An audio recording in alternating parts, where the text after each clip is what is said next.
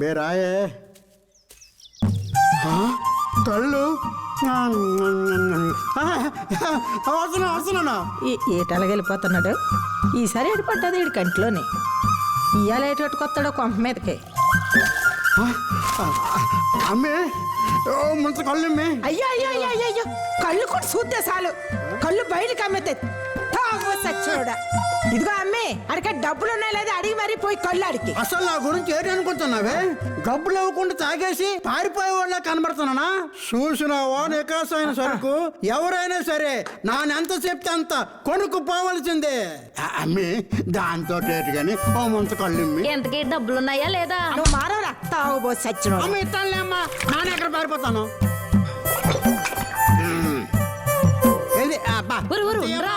మళ్ళీ కొలత అంత చేస్తావు.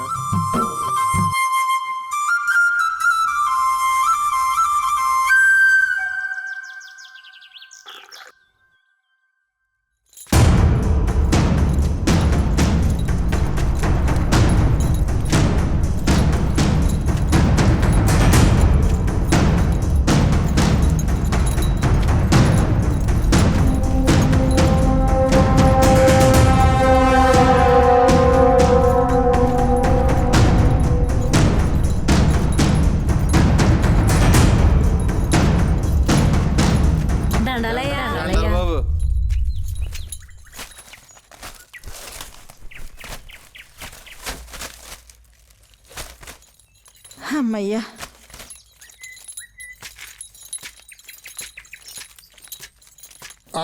అంతా మంచి సరుకే తెచ్చారు కదా? తెచ్చాం బాబు. దండాలు బాబు. ఎవరెవరు ఏ సరుకులు తీసుకొచ్చారో అవన్నీ వరుసగా పెట్టండి. ఈ చింతపండు పసుపు కొమ్ములు వెనక్కి తీసుకోండి. ఈ వారం కొనడం కుదరదు. తాగుబో సచ్చినోడా. ఇప్పుడు ఆ బాబు వద్దంటున్నాడు. ఇప్పుడు ఏడు చేస్తావు, కళ్ళు కూడా చూడగానే సెమ్మె ఎత్తిపోతావు. ఇప్పుడు ఎలాగెత్తావు డబ్బులు? తాగుబో సచ్చినోడా. అదే తెలడం లేదు. తెలదు. ఇప్పుడు వెళ్ళి అడుగు. నిజం మడిపోని ఎప్పుడు తాగుతాడని చచ్చిపోతావు. కళ్ళు తాగుబో సచ్చినోడా.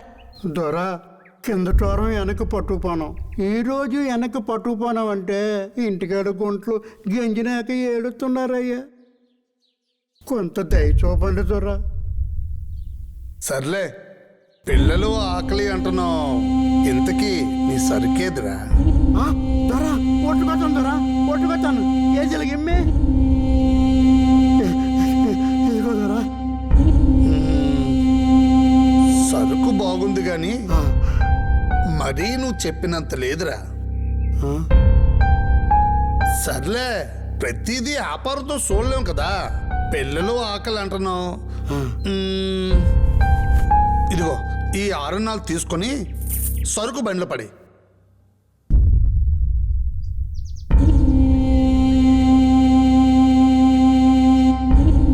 దొరా వారం రోజులు రెక్కలు ముక్కలు చేసుకొని కొండల్లో కోనల్లో ఏరుకొచ్చిన సరుకు దొర ఇది.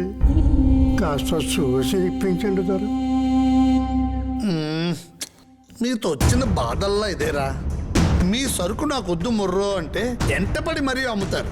తీరా కొన్నాక డబ్బులు తక్కువని ఏడుస్తారు. పిల్లల ఆకలన్నాను కొన్నాను, దాని మీద ముచ్చటపడి కాదు. మీకు అక్కర్లేకపోతే నా డబ్బులు నాకు పడేసి మీ సరుకు మీరు పట్టుకెళ్ళిపోండి. 10 రూపాయలకు 1 రూపాయి తగ్గినా ఏ ఒక్కరు నీకు సరుకు అమ్మరు.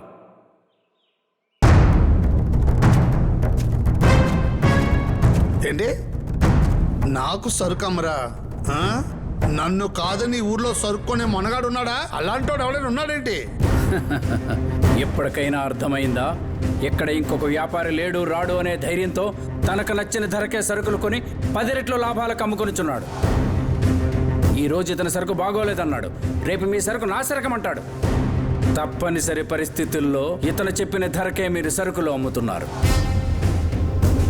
అందరి సరుకులు సమానంగా కొని సరైన ధరను నిర్ణయిస్తేనే ఇతనికి సరుకులు అమ్మండి, లేదంటే అమ్మకండి, మానేయండి. ఆకలి మంటలు ఎరుగని కడుపులు కావు మీవి. ఈ రోజు మండుతాయి కానీ రేపు నిండుతాయి. ఒరే ఇదిగా, నేను అలాంటోనేట్రా? నన్ను నమ్మన్రా. నాన్న ఎప్పటి నుంచో చేస్తున్న వ్యాపారం కదరా ఇది. ఇదిగో స్వామి, ఇది వ్యాపారం. వ్యాపారం అన్నాక లాభాలు ఉంటాయి కదా. లాభం లేకుండా వ్యాపారం చేస్తే నాను నా కుటుంబం ముట్టెత్తుకోవాలి. ఇదిగో స్వామి, ఈ వ్యాపారాలన్నీ నీకు తెలియదు కానీ నువ్వు వెళ్ళిరా స్వామి. అసలు మీకు ఈ ధరలు నిర్ణయించే అధికారం ఎవడిచ్చాడు? ఒకడిచ్చేదేంటి? మా తాతల దగ్గర నుంచి మా వ్యాపారం ఇదే. ధరలు నిర్ణయించే హక్కు రైతులకు మాత్రమే ఉంటుంది. కొండను చదును చేసి రాయారప్ప ఏరి తుప్పా డొంకా తీసి నేలను చీల్చి విత్తులు నాటి చెమటను ధారగా పోసి కన్న బిడ్డలను సైతం పక్కన పెట్టి పంటను కంటి పాపలా కాపాడి నీ చేతిలో పెడితే నువ్వు దానికి కట్టే ధర 6 అణాలా? ఇక నుండి పండించేవాడిదే ధరను నిర్ణయించే హక్కు.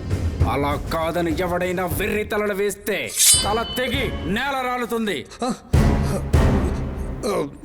అరే ఈరుగా, నీ డబ్బులు నాకెందుకు కానీ నువ్వే తీసుకో.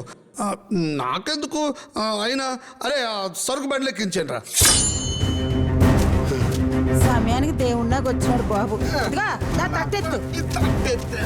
రా, పట్టు. మరి ఈ సాంబరారంట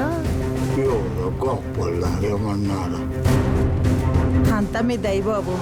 కష్టం మీది, ప్రతిఫలం కూడా మీదే అయి ఉండాలి. చెప్పండి, ఇంకా ఏమైనా సమస్యలున్నాయా? ఈ మన్యంలో సమస్య లేని చోటు ఎక్కడుంది స్వామి?